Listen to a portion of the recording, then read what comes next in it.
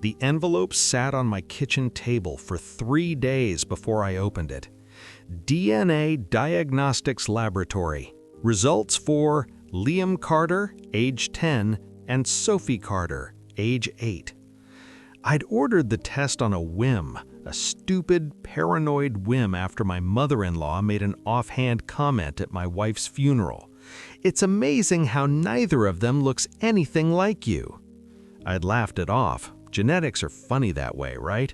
But the comment burrowed into my brain, festered there, until I found myself swabbing my kids' cheeks one morning before school, telling myself I was being ridiculous.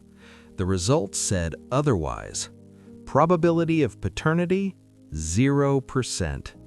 2 children, 10 years of fatherhood, 0 biological connection. My wife died 8 months ago. She took her secrets with her and left me alone with 2 kids who weren't mine. My name is Jason. I'm 36 years old, and this is the story of how I discovered the biggest betrayal of my life and chose love anyway. Before I continue, please subscribe to my channel. Your support helps me share more stories like this. Amanda and I met in college, married at 25. She got pregnant with Liam 6 months later, a surprise, but a welcome one. Sophie came 2 years after that. We weren't perfect. We fought about money and housework and whose turn it was to wake up with the babies. But I thought we were solid. I thought we were happy. I thought I knew my wife. Amanda died in a car accident. Quick, sudden, no warning. One day she was here, the next she wasn't. The kids and I were shattered. Those first months were survival mode, getting Liam and Sophie to school, making sure they ate, holding them when they cried for their mom. I barely had time to process my own grief because I was too busy being strong for them. Then my mother-in-law made that comment, and the seed of doubt took root. I stared at those DNA results for hours, read them over and over, hoping the words would change, hoping I'd misunderstood. But science doesn't lie. My kids, the 2 people I'd loved and raised for a decade, shared none of my DNA. Which meant Amanda had cheated, not once but twice, or maybe it was the same man both times. Maybe she'd had an entire secret life I knew nothing about. I wanted to scream, to throw things, to dig her up and demand answers. Instead, I sat at the kitchen table and cried, quietly so the kids wouldn't hear. The next weeks were torture. Every time I looked at Liam and Sophie, I saw Amanda's betrayal. I'd study their faces, trying to see traces of some other man, wondering who he was, if he knew about them, if Amanda loved him more than me. Liam has dark hair, like Amanda did. Sophie has green eyes. Neither Amanda or I had green eyes. How had I never noticed? How had I been so blind? I started pulling away without meaning to. When Liam asked me to play catch, I'd make excuses. When Sophie wanted help with homework, I'd be short with her. They noticed. Kids always notice. "Are you mad at us?" Sophie asked one night at dinner. Her little voice was so small, so scared. "What? No, honey, why would you think that? You don't smile anymore, and you don't want to play with us." Liam was staring at his plate, but I could see tears in his eyes. "Did we do something wrong?" he whispered. My heart shattered, because they hadn't done anything wrong.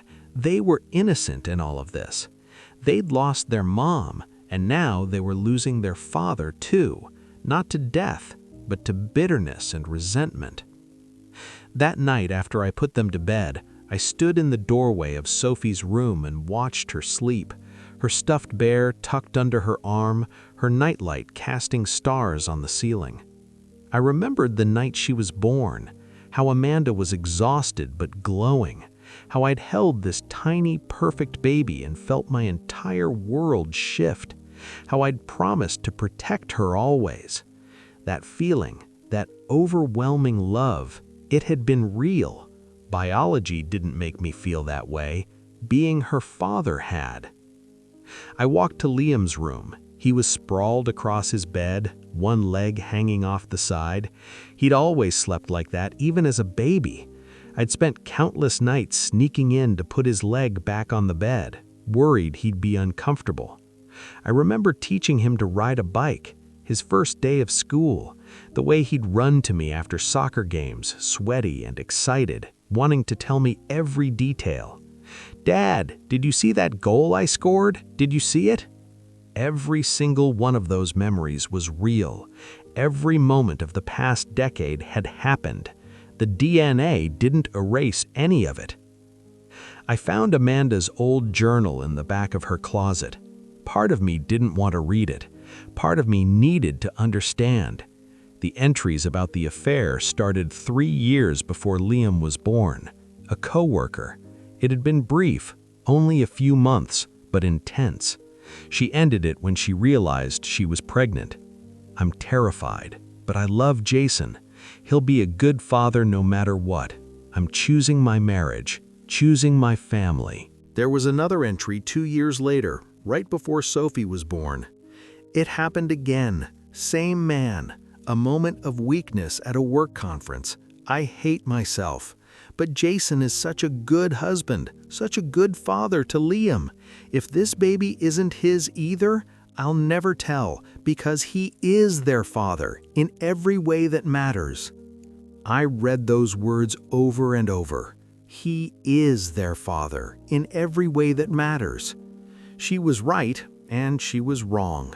She was right that I was their father, but she was wrong that I wouldn't matter if I knew the truth. Except, did it matter? The next morning, I made Liam and Sophie their favorite breakfast, chocolate chip pancakes with way too much syrup. "What's the occasion?" Liam asked suspiciously. "No occasion, just felt like pancakes." Sophie grinned. "Can we have them tomorrow too?" "Maybe not tomorrow, but soon." After they left for school, I took the DNA results and Amanda's journal out to the backyard, lit them on fire in the metal fire pit, watched the pages curl and burn. Those papers didn't change anything. They were just proof of biology, and biology isn't what makes you a father.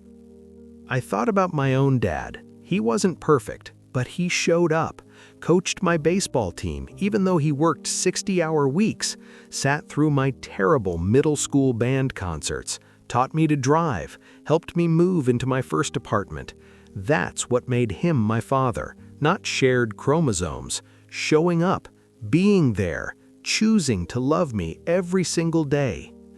I'd been Liam and Sophie's father for 10 years. I'd changed their diapers, walked the floor with them when they were sick, taught Liam to throw a ball, braided Sophie's hair, badly, but I tried, been to every school event, every doctor's appointment, every milestone. That was real, all of it, and some stranger's DNA didn't erase any of it. That afternoon, I picked the kids up from school. "Who wants ice cream?" I asked. They looked at each other, confused by this sudden return to normalcy. "It's Wednesday," Liam said carefully. "So what? You said ice cream is only for weekends." "I'm changing the rule. Sometimes we need ice cream on Wednesdays." Sophie's face lit up. "Can I get the one with gummy bears?" "You can get whatever you want, baby girl." At the ice cream shop, Liam looked at me seriously. "Are you okay now, Dad?" "Yeah, bud, I'm okay." "You were sad after Mom died, but then you got different sad." This kid was too perceptive for his own good. I was struggling with something, but I figured it out. What was it? I looked at my son. Dark hair falling in his eyes, freckles across his nose. None of my features, all of my heart. I was forgetting what's important, but I remember now. "What's important?" Sophie asked through a mouthful of gummy bear ice cream. "You two. You're what's important." It's been 6 months since I burned those DNA results. 6 months of choosing to be their father every single day. Do I still think about it? Yes, Sometimes I look at them and wonder about the man who contributed half their DNA, wonder if he knows they exist, if he thinks about them. But then Liam asks me to help with his science project, or Sophie crawls into my lap to watch a movie, and I remember he's not their father, I am. He might have given them DNA, but I gave them everything else. Midnight fevers, first days of school, skinned knees, bad dreams, homework battles, dance recitals, soccer games, every single moment of their lives. That's what makes you a father, not genetics, presence, love, choice. Amanda betrayed me, lied to me, took the truth to her grave. I'm still angry about that, still hurt. I probably always will be. But Liam and Sophie didn't betray me. They're innocent, and they're mine, not because of biology, because I chose them, because I raised them, because I love them. Some people might think I'm crazy for staying, for raising another man's children, for not telling them the truth. But here's what I know. I'm the one who taught Liam to ride a bike. I'm the one who Sophie calls when she has a nightmare. I'm the one they run to when they're hurt or scared or excited. I'm their dad. Biology can't take that away from me, and I wouldn't give them up for anything in the world. If this story touched your heart, please consider subscribing to this channel. Every subscriber helps me share more meaningful stories like this. Thank you so much for being here.